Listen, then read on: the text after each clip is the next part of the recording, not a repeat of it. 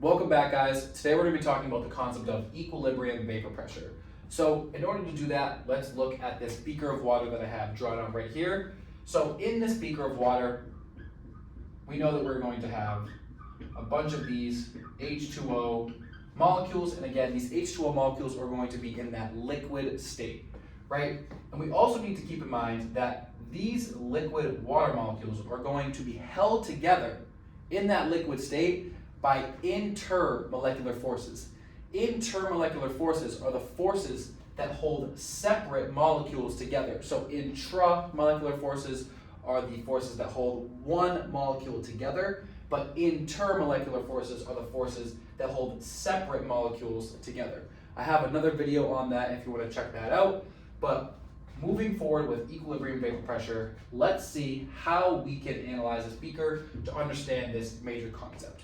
So, what we need to remember is that every liquid, not just water, but every liquid is going to evaporate before it even reaches its boiling temperature. So, we know the boiling temperature for water is going to be 100 degrees Celsius, but let's say that this beaker is actually at 25 degrees Celsius. So, we are not at the boiling point. However, we are going to see something called evaporation. Now, evaporation is a process that happens for every single liquid, whether or not you have reached the boiling point or not.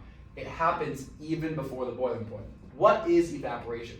Well, what's going to happen, and this is going to happen for every liquid, so if we were to just leave this beaker of water on the table at 25 degrees Celsius, which is room temperature, what we would see is that a little bit of that water would start to evaporate, meaning that some of these liquid H2O molecules are going to escape and they are going to enter the gaseous phase. So some of these liquid H2O molecules are going to break those intermolecular forces, break free, escape from this liquid beaker, and enter the gaseous phase. This is called evaporation.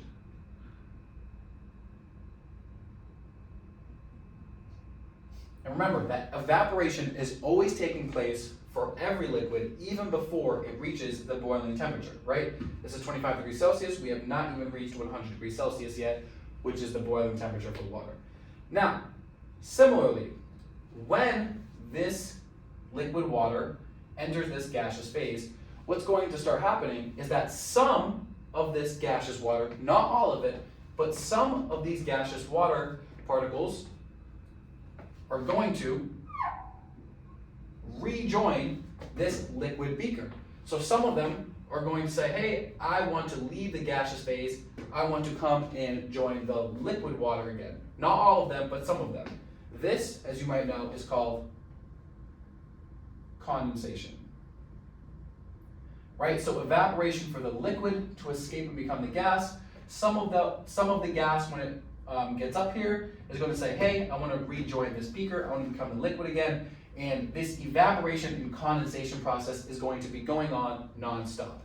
Now, there is going to come a point in time where the rate at which this is happening, this evaporation process is happening, is going to be equal to the rate at which this condensation process is happening.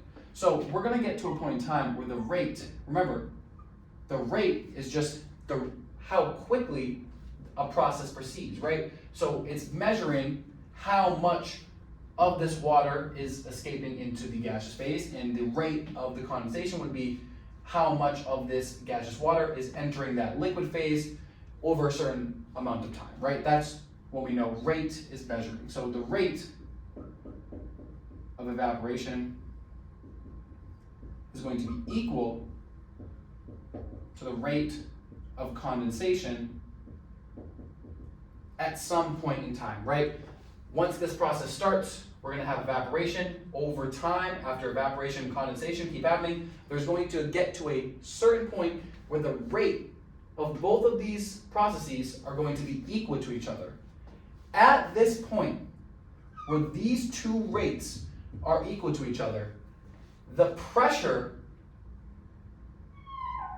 of the gas at this point. So only when this is true, we're going to measure how much gas is up here in this gaseous state. And we're going to say, whatever pressure that this gas is exerting on this beaker, because remember, any gas above a beaker is going to exert a pressure on that beaker. So at this point, where these two rates are equal to each other, whatever pressure that this amount of gas is exerting on that beaker, that is going to be our equilibrium vapor pressure, which I denoted with EVP, right? So as a summary, we have liquid water molecules. They're going to escape, break those intermolecular forces, evaporate, right? Once there is water up there, now some of it, not all of it, will start to condensate, right? There's going to come a point in time where this process and this process, or the rates for those processes, I should say, are going to equal each other. So when the rate of evaporation equals that rate of condensation, we are going to see that the pressure, whatever pressure is true for that gaseous water at this point in time, is going to be our equilibrium vapor pressure.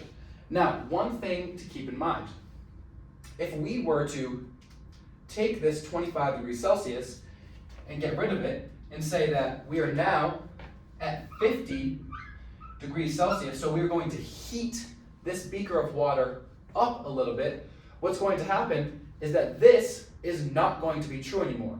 What's going to start happening is that more evaporation is going to start taking place. As we heat up, more evaporation will start taking place, more will start escaping.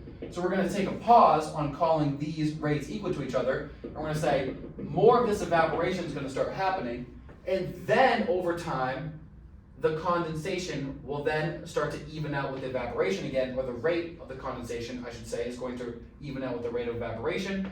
Then it's going to get to a point where then again we can say the rate of evaporation equals the rate of condensation after we've given it time to evaporate more and get to equilibrium again at this new temperature. But what we can see now is as we increase the temperature and we let these two rates equal out, this pressure is going to be higher. When we measure the pressure, when these rates are equal to each other, it is going to be higher. We can see more gas up there exerting a pressure on that beaker. So all of this is to say that as we increase temperature, the equilibrium vapor pressure is also going to increase. So this is equilibrium vapor pressure. It is the pressure when the rate of evaporation equals the rate of condensation. If you like this video, make sure to give it a thumbs up and subscribe to my channel for more videos.